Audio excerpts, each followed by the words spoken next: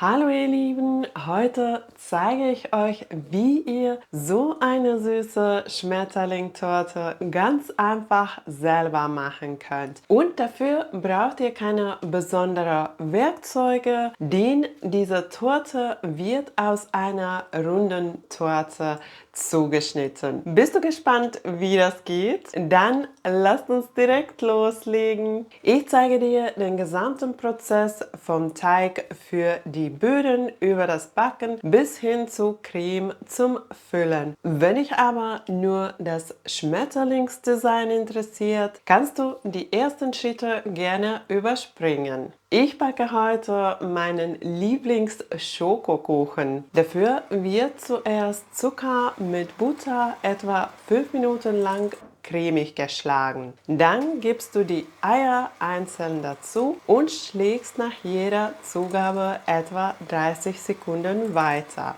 So wird der Teig schön cremig. Anschließend vermischst du die trockenen Zutaten in einer separaten Schüssel. Diese gibst du in 3 Portionen durch ein Sieb zum Teig, abwechselnd mit Kefir. Der Kefir wird in 2 Teilen dazugegeben. Nach jeder Zugabe schlägst du den Teig kurz auf niedriger Stufe, gerade so lange, bis sich die Zutaten fast verbunden haben. Zum Schluss rühre ich noch einmal mit einem Spatel durch, um sicherzugehen, dass wirklich alles gut vermischt ist. Der fertige Teig sollte schön cremig sein. Jetzt verteilst du den Teig gleichmäßig auf 2 Backformen. Ich verwende Backringe mit Backpapier und habe sie auf 30 cm eingestellt. Den Teig habe ich abgewogen und dann auf die 2 Förmchen verteilt. Das genaue Rezept und die Backanleitungen findest du in der Videobeschreibung. Während der Kuchen im Ofen ist, kannst du die Creme zubereiten. Zuerst die Schlagsahne kurz aufschlagen und dann das Sahnefest nach und nach dazugeben. Anschließend die Sahne fast steif schlagen.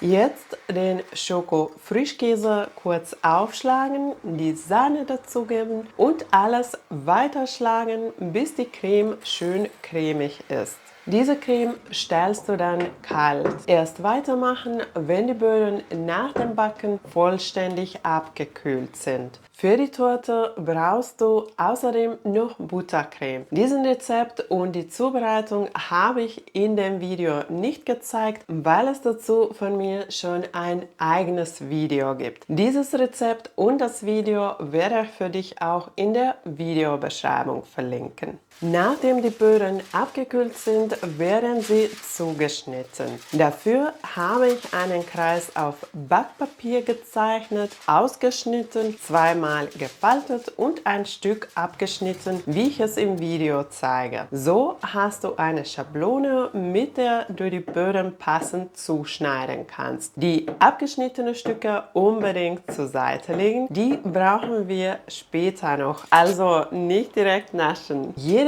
Hälfte, also jeder Flügel, wird einzeln gefüllt. Zuerst ziehst du mit Buttercreme einen Rand. Dieser Rand hilft dabei, die weiche Creme im Inneren zu halten. Dann verbindest du den Rand mit dem Kuchen, indem du die Buttercreme leicht mit dem Spatel verstreust. Nun gibst du etwa 4 Esslöffel Creme auf den Kuchen. Wenn du magst, kannst du noch geschnittene Schokobons und Erdbeeren darauf verteilen. Dann noch etwas Creme darüber geben, so dass alles gut bedeckt ist. Wichtig, der Buttercremerand sollte am Ende höher sein als die Füllung. Bei Bedarf nochmal etwas nacharbeiten. Jetzt legst du den zweiten Kuchenboden vorsichtig drauf und glättest den Rand mit Buttercreme. Wenn du merkst, dass irgendwo noch Lücken sind, füllst du sie direkt mit Buttercreme auf. Dann geht es ab in den Kühlschrank und mit dem zweiten Flügel machst du genau das Gleiche. Wenn beide Hälften gefüllt sind,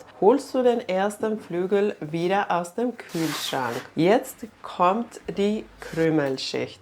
Also eine dünne Schicht Buttercreme, die die ganze Torte bedeckt und verhindert, dass später Krümel in die äußere Dekoschicht gelangen. Hier wirklich nur ganz dünn einstreichen. Das gilt für beide Flügel. Anschließend kommen sie nochmal in den Kühlschrank, während du die Buttercreme einfärbst. Ich wollte eine bunte Buttercreme machen und habe mich für rosa, lila, hellblau, hellgrün und gelb entschieden. Das Gelb habe ich an den Fondant angepasst, den ich später für die Fühler verwende. Denn auch der Körper wird mit Buttercreme gemacht.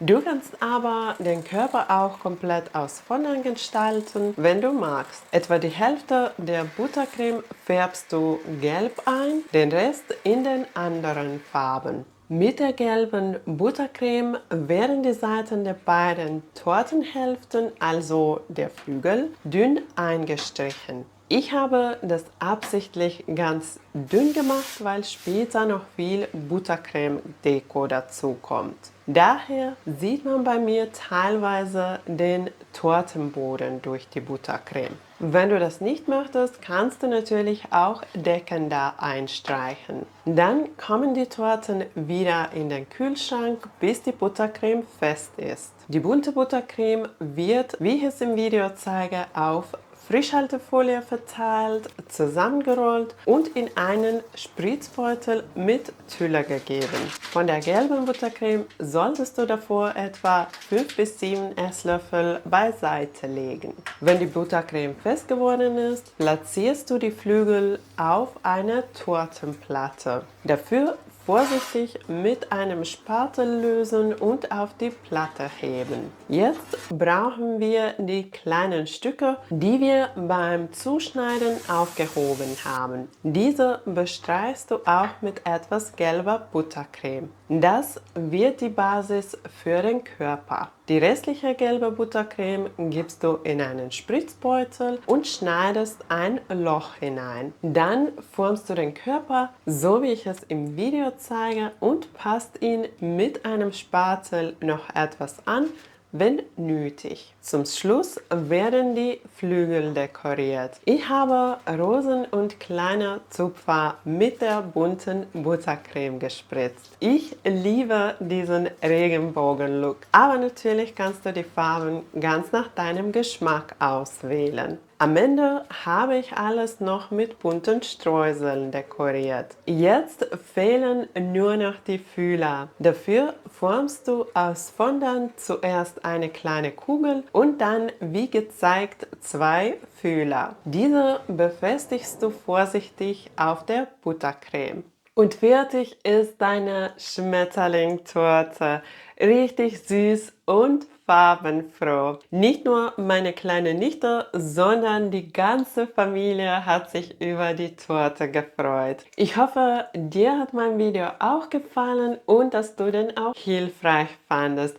Wenn es dir gefallen hat, vergiss nicht einen Daumen nach oben zu geben und wenn du neu auf meinem Kanal bist, kannst du jetzt abonnieren, um keine neuen Videos zu verpassen. Ich wünsche dir noch viel Spaß beim Nachmachen. Danke, dass du dabei warst. Tschüss und bis zum nächsten Mal.